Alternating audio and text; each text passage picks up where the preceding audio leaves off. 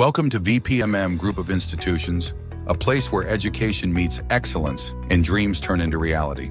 Admissions for 2025 to 2026 are now open. Kanchipuram Varadaraja Perumal கோயிலில் தீர்த்தவாரி நிகழ்ச்சி நடைபெற்று வருகிறது. கூடுதல் விவரங்களை செய்தியாளர் இஸ்மாயில் வழங்க கேட்கலாம். இஸ்மாயில், இந்த தீர்த்தவாரி நிகழ்ச்சியில பக்தர்கள் எவ்வளவு திரளாக பங்கேற்றிருக்காங்க? கோயில் நிர்வாகம் தரப்பிலிருந்து என்னென்ன ஏற்பாடுகள் எல்லாம் செய்யப்பட்டிருக்கு? குறிப்பா தீர்த்தவாரி நிகழ்ச்சினா என்ன அப்படின்னு குறிப்பிட்டு பேசுங்க.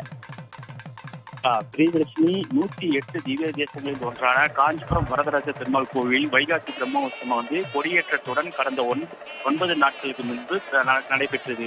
இந்த விழாவில் வரதராஜ பெருமாள் காலையிலும் மாலையிலும் 2 வேளையும் 4 ராஜ விதையில் பல்வேறு வாகனங்களில், குறிப்பாக கருடர் வாகனம், யானை வாகனம் என பல்வேறு வாகனங்களில் வீதி உலா வருவது வழக்கம்.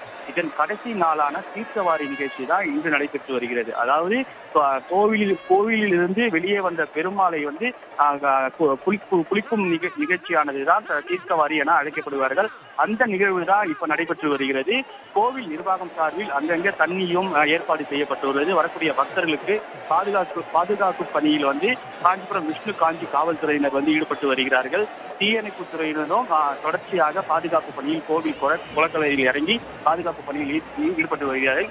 கோவில் குளக்கரையில் 4 புறமும் இருக்கக்கூடிய படிக்கட்டுகளை அமர்ந்து பக்தர்களுக்கு அழகாக அந்த தீர்த்தவாரி நிகழ்ச்சியினை கண்டுகளித்து வருகிறார்கள். ஒளிப்பதிவாளர் லோகநாதன் அந்த காட்சியினை நமக்கு காண்பித்துக் கொண்டிருக்கிறார். பிரியதர்ஷினி, வரதராஜ கோயிலில் நடக்கும் தீர்த்தவாரி நிகழ்ச்சியில் திரளான பக்தர்கள் பங்கேற்றிருக்காங்க. விவரங்களை வழங்கியதற்கு நன்றி இஸ்மாயில்.